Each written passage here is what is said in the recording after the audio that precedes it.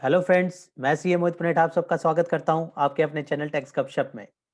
GSTR 3B जो कि नवंबर 2020 में मंथ की जो जानी है, दिसंबर मंथ में हम सब फाइल कर रहे हैं। उसमें हमने देखा होगा कि वैल्यू जो है ऑटो पॉपुलेट हो रही है। कहाँ से और 3B की वैल्यू कहाँ से ऑटो पॉपुलेट हो रही है? जीएसटीआर 1 से और जीएसटीआर 2B से। तो उनके कौन कौन से टेबल्स की वैल्यू जो है वहां पे ओवरड्राफ्ट हो रही है और कैसे किस तरीके से हमें उसको यूज करना है। तो आइए उसके रिगार्डिंग जो है जीएसटी पोर्टल में न्यूज एंड अपडेट्स में भी जो है डिपार्टमेंट ने प्रिस्क्राइब किया कि किस तरीके से हमें उसको ऑटो ऑटो पॉपुलेट जो डाटा हो रहा है उसको यूज करना है।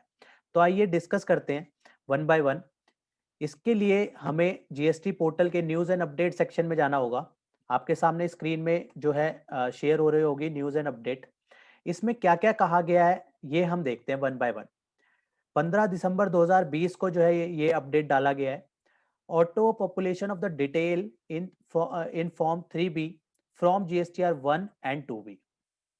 जीएसटीआर 3B में जीएसटीआर 1 से डाटा आ रहा है और 2B से डाटा आ रहा है। अब किस तरीके से आ रहा है one by one cover up करते हैं। Auto population detail in 3B। Now auto population of system computed detail in 3B has been enabled for the taxpayer filing their GSTR 1 on monthly basis। हमें यहाँ पे ध्यान रखना है कि ये जो ऑटो पॉपुलेशन है जीएसटीआर 1 से वो अभी सिर्फ मंथली बेसिस वालों के लिए जो है वो ऑटो पॉपुलेट हो रही है।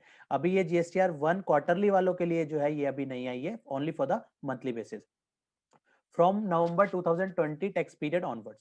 The same will be done based on the following। पहली किस तरीके से आ रही है जीएसटीआर 1 से? Liability in table 3.1 and 3.2 in 3B कौन कौन सी होती है? जहां पे आउटवर्ड सप्लाई और सेकंड 3.2 में वो दिखाती है इंट्रा स्टेट सप्लाई, जो अनरजिस्टर्ड परचेज अनरजिस्टर्ड सप्लायर वगैरह से जो होती है वो 3.2 में आती है। तो वो सारी जो है एक्सेप्ट 3.1D 3.1D जो कि डील करती है inward supply liable to reverse charge. उसके अलावा जो कि लाइबिलिटी टेबल 3.1 और 3.2 ऑफ द जीएसटीआर 3B में आती है, वो किस तरीके से कंप्यूट होगी? Are compute on the basis of detail of the outward supply in file GSTR 1। GSTR 1 में जो हम आउटवर्ड सप्लाई का डाटा डालेंगे वहां से वो ऑटो फेच कर लेगा 3B के टेबल 3.1 और 3.2 में। हमें ध्यान रखना है इसमें रिवर्स चार्ज 3.1 के डी पार्ट का जो आता था वहां पे वैल्यूज नहीं आएंगी, उसके अलावा जो है वैल्यूज आएंगी। तो यहाँ पे हमें जो है inward supply liable to reverse charge जो है वो हमें डालना होगा, इसका ध्यान रखना है मेनली। अब सेकेंड पॉइंट में बात करता है ITC detail at detail of inward supply liable to reverse charge. अब इसका जो आईटीसी जो हमने ऊपर अभी बात करी लाइबिलिटी की, रिवर्स चार्ज की लाइबिलिटी की बात, कि वो चीज ऑटो पॉपुलेट नहीं होगी। और यहाँ पे जो बात कर रहा है वो यहाँ पे किसकी बात कर रहा है? ITC detail detail of the inward supply to the liable to reverse charge to be reported in table 4 and 3.1 respectively are computed as per the generated from GSTR 2B। ये कहां से जनरेट होगी? ये जो दो वैल्यू जो अभी हमने ऊपर वाली देखी कि जो जीएसटीआर 1 से नहीं आ रही थी रिवर्स चार्ज वाली, वो वैल्यूज वो वैल्यूज और वो जो आईटीसी की वैल्यू है जो कि टेबल 4 में आनी है और टेबल 3.1D में आनी है। ये टेबल वैल्यू ध्यान में रखनी बहुत जरूरी है। ये दोनों की दोनों वैल्यूज कहां से ऑटो पॉपुलेट होंगी? जीएसटीआर 2B से। अब हमें दो केस हो गए, जीएसटीआर 1 से कौन सी आएगी? 3.1 3.2। अगर हम सेकंड साइड में चलें तो टेबल 4 और 3.1 डी की वैल्यू कहां से आएगी? जीएसटीआर 2B से, राइट। अब आगे बढ़ते हैं। PDF format of the 3B, the table wise computed of the value auto populated in form 3B is made available in PDF format। जैसे कि हम सब जानते हैं कि 2B जो है सिस्टम कंप्यूटेड हम डाउनलोड भी कर सकते हैं, उसको एनालाइज कर सकते हैं किस तरीके से उसमें वैल्यूज आ रही हैं, उसको डिटेल में हम देख सकते हैं। तो वो पीडीएफ फॉर्मेट जो है डाउनलोड हम कर सकते हैं कहाँ से? फॉर्म 3B डैशबोर्ड से। जब हम उस मंथ में पर्टिकुलर जाते हैं तो वहां पे जाके हम 3B के अंदर से उसको सिस्टम जनरेटेड जो कंप्यूटेड 3B आती है उसको हम पीडीएफ फॉर्मेट में डाउनलोड कर सकते हैं।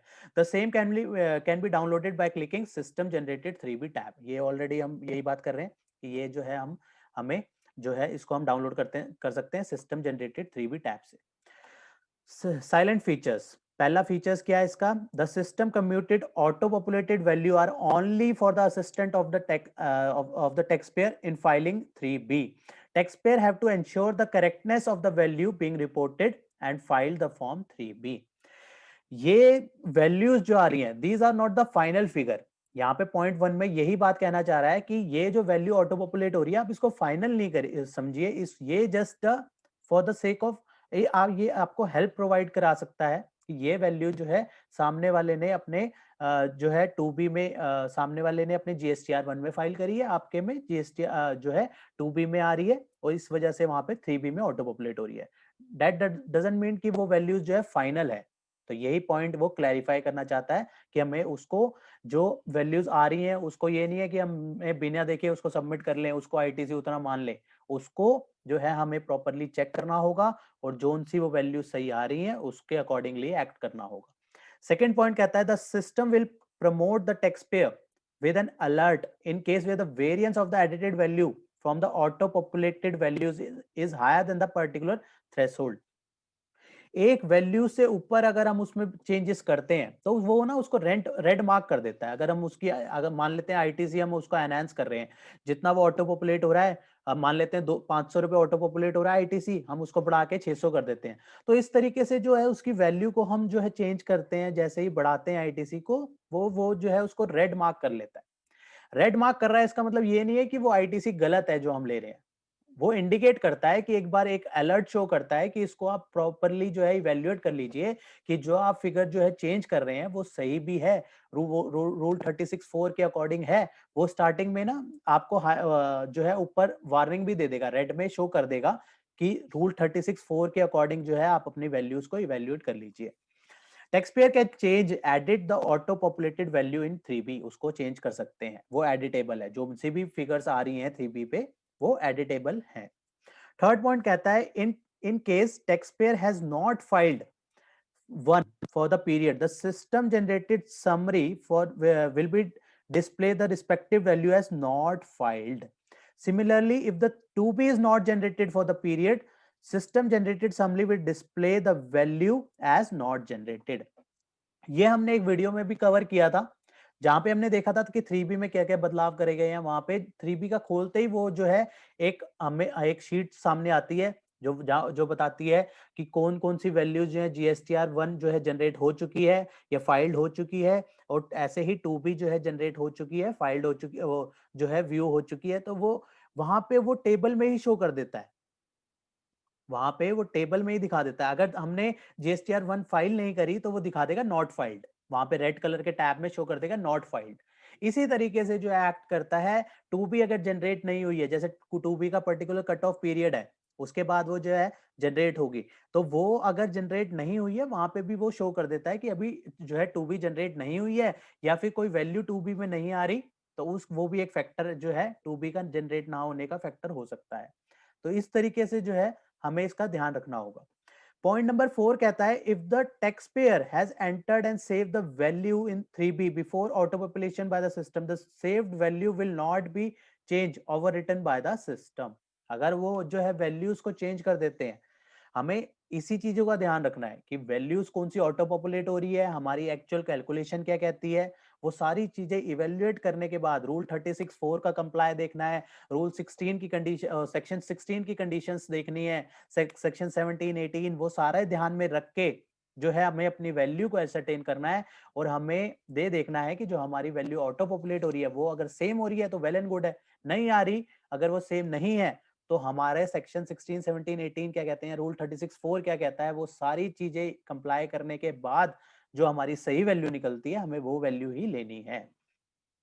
लास्ट में कहता है table 5 and 6.2 in form 3B is not part of the PDF and will not be auto populated by the system.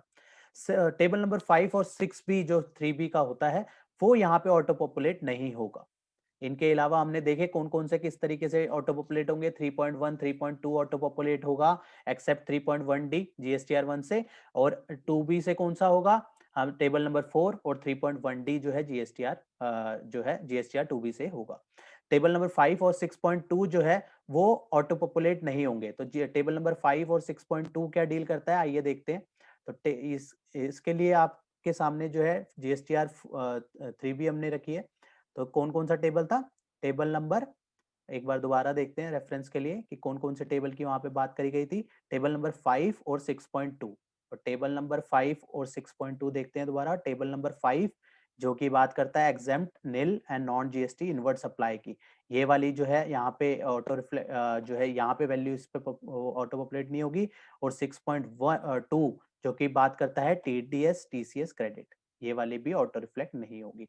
तो यहाँ पे वो उसने बता दिया है कि ये टेबल्स जो है ऑटो पॉपुलेट होंगी, कहाँ से ऑटो पॉपुलेट होंगी वो भी बता दिया है, और कौन सी टेबल जो है ऑटो पॉपुलेट नहीं होगी, जहाँ पे हमें वैल्यूज जो है जो जैसे हम अभी तक 3B में वैल्यू लेते आए हैं उसी तरीके से हमें वैल्यू लेनी होगी, वो सारी चीजें भी इसमें बता दी गई हैं। तो होप ये इन्फॉर्मेशन आपके लिए यूजफुल रही होगी। मिलते हैं फिर नेक्स्ट वीडियो में नेक्स्ट टॉपिक के साथ। टिल देन बाय बाय, जय हिंद जय भारत। होप आपको ये इन्फॉर्मेशन पसंद आई होगी, तो इसे लाइक कीजिए, शेयर कीजिए। रेगुलर अपडेट्स के लिए आप हमारे चैनल को सब्सक्राइब करें, नोटिफिकेशन बेल आइकन को प्रेस करना ना भूलें, ताकि जैसे ही नया अपडेट डालें आपको वो इमीडिएटली मिल जाए। Thanks for watching.